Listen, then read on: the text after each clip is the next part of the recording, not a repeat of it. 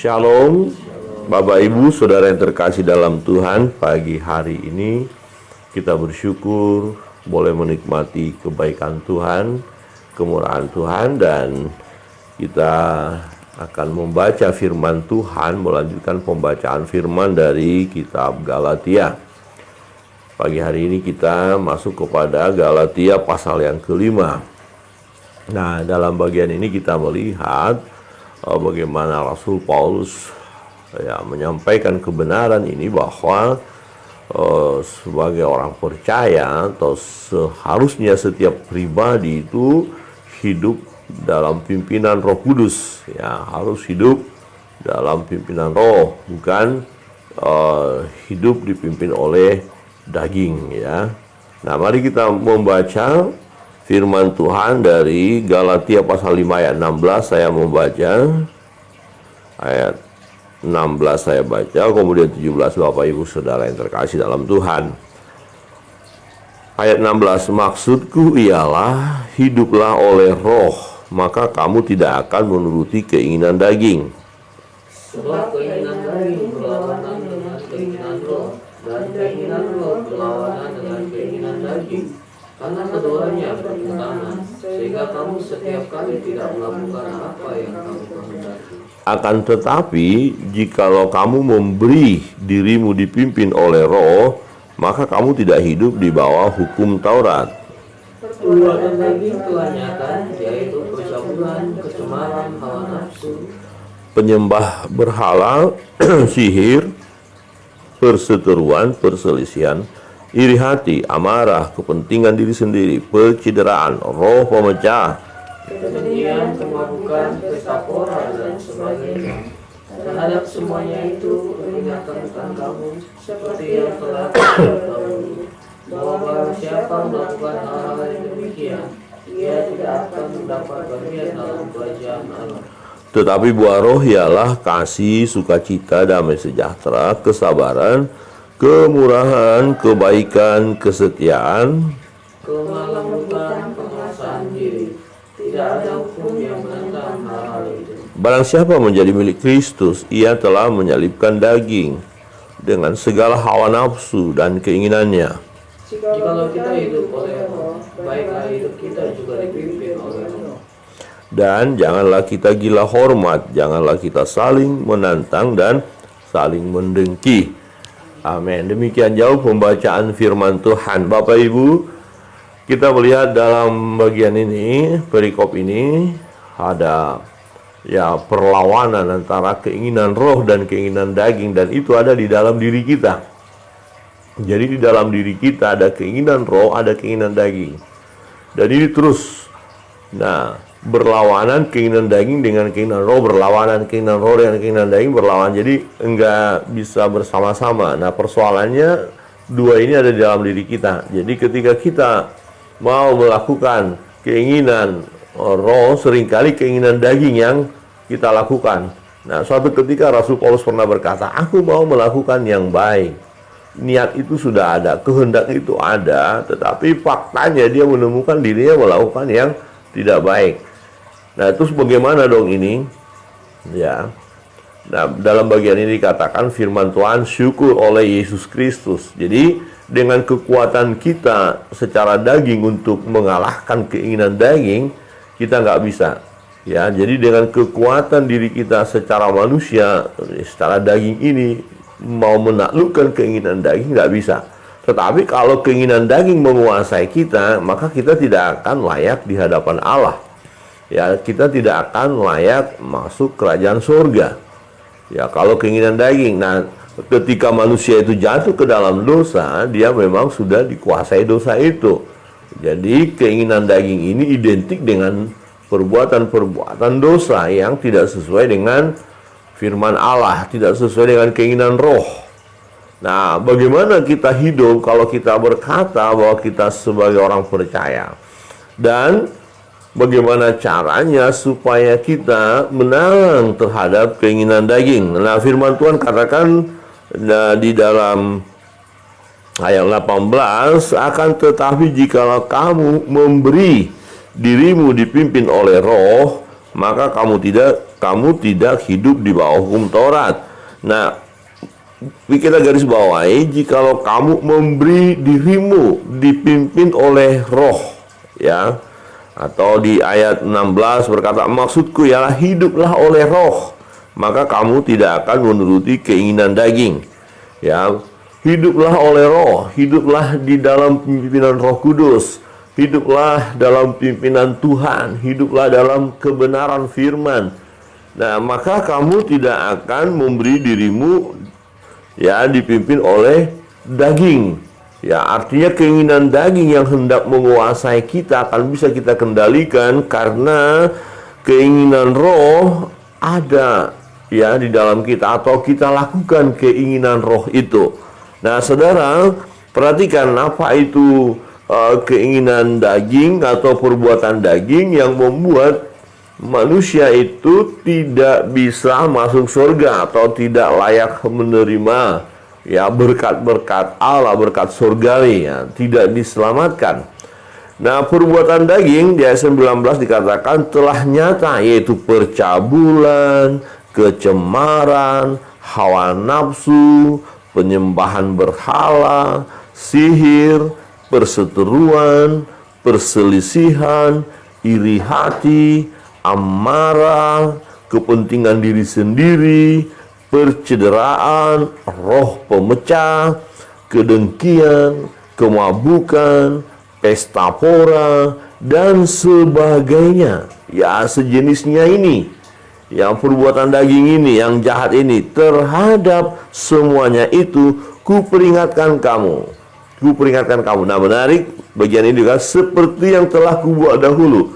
Jadi, ya Rasul Paulus sebelum bertobat, sebelum percaya Yesus, sebelum menjadi pelayan Kristus, ya dulu dia hidup di dalam keinginan daging. Nah, maka dikatakan bahwa barang siapa melakukan hal-hal yang demikian, ia tidak akan mendapat bagian dalam kerajaan Allah. Ya. Dan jadi kalau kehidupan seseorang masih didominasi keinginan daging seperti yang kita baca tadi, nah akhirnya kita menjadikan atau menimbulkan satu pertanyaan, benarkah orang ini sudah percaya Yesus? Benarkah orang ini sudah terima Yesus? Mungkin orang berkata, ya yang penting saya sudah percaya Yesus, pasti saya akan masuk surga, pasti saya akan dikatakan di sana mendapat bagian dalam kerajaan Allah, karena syarat untuk masuk surga adalah percaya Yesus. Betul ya, percaya Yesus, terima Yesus, masuk surga. Tetapi adakah ya percaya kita itu benar? Nah, saya berani berkata, kalau keinginan daging yang menguasai hidup seseorang, nah dia berkata bahwa dia sudah percaya Yesus, maka sebenarnya orang itu berbohong. Berbohong. Kenapa? Karena orang yang percaya kepada Yesus, Roh Kudus ada di dalam hidupnya, ya Roh Kudus ada di dalam hatinya, dan Roh Kudus akan memimpin dia. Nah, berarti tidak mungkin Roh Kudus memimpin orang melakukan seperti keinginan daging tadi. Ya, tidak mungkin. Nah, perhatikan di ayat 25 dikatakan begini, jikalau kita hidup oleh roh, baiklah kita hidup, ya baiklah hidup kita juga dipimpin oleh roh. Ya, roh Allah, Roh Kudus. Ya. Jadi roh yang ada pada kita lebih besar kuasanya dari roh-roh yang ada di dunia ini, kata firman Tuhan. Nah, roh yang ada pada kita, roh siapa? Roh Allah sendiri, yaitu Roh Kudus. Roh Kudus akan memimpin kita, dan kita sendiri memberi diri dipimpin oleh roh itu. Nah, itu sebabnya setiap orang yang percaya Yesus, dia pasti mengalami perubahan dalam hidupnya, pasti mengalami pembaharuan. Ya, kebiasaan-kebiasaan lama ya yang tidak sesuai dengan firman Tuhan, tabiat lama, kehidupan yang dikuasai keinginan daging itu akan dia lepaskan, ya. Bukan dengan kekuatannya, tapi dengan kekuatan Allah. Jadi begini, kalau kita dipimpin oleh roh, maka kita tidak lagi dikuasai daging. Nah, jadi kalau kebenaran terus kita masukkan dalam hidup kita, maka ketidakbenaran yang ada di dalam diri kita akan keluar. Begitu.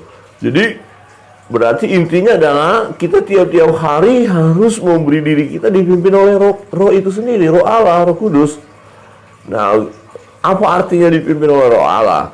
Ya, kita mengikuti kehendak Allah. Kita renungkan firman Tuhan, kita membaca Alkitab, kemudian kita tahu apa arti firman itu dan kita lakukan. Misalnya, ya jangan membunuh misalnya ya.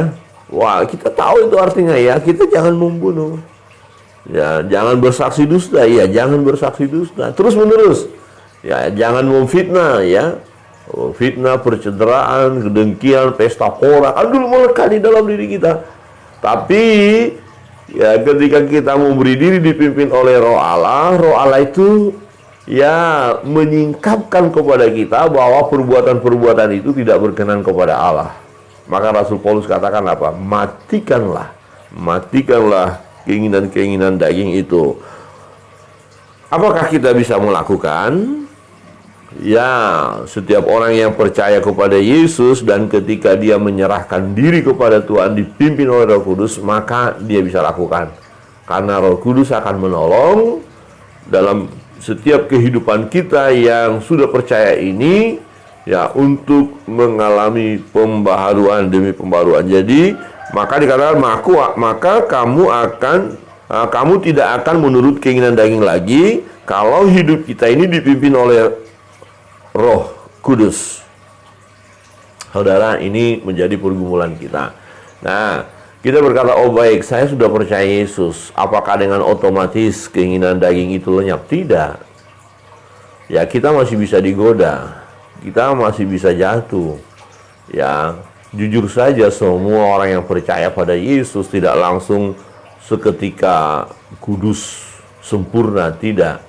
Masih ada kriteria-kriteria tadi yang pernah melekat di dalam diri kita, yang sewaktu-waktu muncul ya oleh karena kelemahan kedagingan kita. Tetapi ya kita yang percaya terus-menerus bersandar kepada Tuhan. Ya, kalau kita melakukan dosa, ya kesalahan atau keinginan daging itu satu ketika menguasai hidup kita, kan ada solusinya. Solusinya apa? Mengakui dosa, bertobat lagi. Apabila kita mengakui segala dosa dan kesalahan kita, Ia setia dan adil. Dia akan menyucikan, menguduskan kita dari segala dosa dan kesalahan kita. Ya, jadi Bapak Ibu Saudara yang terkasih dalam Tuhan, kalau seseorang itu sudah percaya pada Yesus dan memberi diri dipimpin oleh Roh Kudus, ya dia tidak akan dikuasai oleh keinginan daging lagi. Nah, kalau dia tidak dikuasai oleh keinginan daging, berarti dia akan menerima ya berkat-berkat Allah, termasuk di situ ya berkat masa yang akan datang atau mendapat bagian dalam kerajaan Allah. Jadi yang percaya harus terus-menerus memberi diri dipimpin oleh Roh. Nah, bagaimana kehidupan orang yang dipimpin oleh Roh? Nah, ini jelas kita bisa lihat, oh orang itu percaya kepada Tuhan ya. Orang itu sudah percaya pada Yesus. Oh, orang itu sudah jadi pelayan Tuhan. Nah, coba kita lihat, adakah dia memberi dirinya dipimpin oleh Roh Allah? Nah, apa yang kita lihat dari kehidupannya di ayat 22, tetapi buah Roh ialah kasih. Dia memiliki kasih, sukacita, ya, dia mengalami sukacita, damai sejahtera, kesabaran. Ini orangnya tadinya nggak sabaran, sekarang sudah sabar. Kemurahan, ya tadinya pelit banget ya, sekarang sudah bermurah hati ya.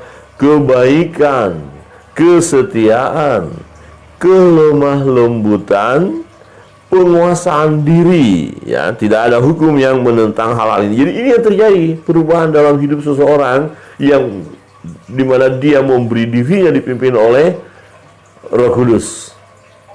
Ini berarti ketika kita lihat dalam diri seseorang, orangnya kelihatan seperti ya selalu ada sukacita ya. Dulu orang itu pemarah ya, tapi sekarang kok nggak lagi. Orang itu dulu nggak sabaran, sekarang kok wah luar biasa ya. Dulu orang itu kacau balau, tidak setia, tapi sekarang luar biasa dia setia. Ya itu karena sudah dipimpin oleh Roh Kudus. Dianya sendiri memberi diri dipimpin oleh Roh Kudus. Nah, buah-buah itu ada kelihatan dalam hidupnya. Nah, saudara, pasti sudah memiliki ini. Kita memiliki ini. Dulu sih enggak ya, dulunya kita semaunya kita. Mau marah, mau bentak orang, mau maki orang, ya enggak rasa bersalah kita waktu itu. Saya punya pengalaman hal itu dulu. Waktu hidup jauh dari Tuhan, bukan masalah jauh, memang bukan di dalam Tuhan. Wah, kata-kata hujatan, makian itu biasa. Ya, itu dulu. Tetapi setelah ya percaya Yesus, memberi diri dipimpin oleh Roh Kudus, jangankan mengatakan kalimat-kalimat itu, mendengar aja kita risih. Sungguh kita dengar orang lain ngomong makian yang wah mengerikan itu, kemudian kita nggak boleh ngomong begitu, nggak boleh, wah gitu ya. Ada ya kepekaan di dalam diri kita bahwa wah ini nggak boleh, karena kita memberi diri dipimpin oleh Roh Kudus. Jadi hidup ini tiap-tiap hari kita harus beri dipimpin oleh Roh Kudus. Amin. Beri dirimu dipimpin oleh Roh Allah, beri dirimu dipimpin oleh Roh Kudus. Ya, caranya bagaimana? Ya, renungkanlah firman itu siang dan malam, dengarlah suara Tuhan, ikutilah suaranya. Suara Tuhan itu mana? Ya, firman ini. Ini adalah suara Tuhan. Dengarkan, inilah petunjuk yang Tuhan berikan kepada kita. Ya, mana yang harus bisa kita kerjakan atau kita lakukan, mana yang tidak boleh, ya jangan. Ya, nah salah satunya adalah perbuatan-perbuatan daging tadi. Itu matikan.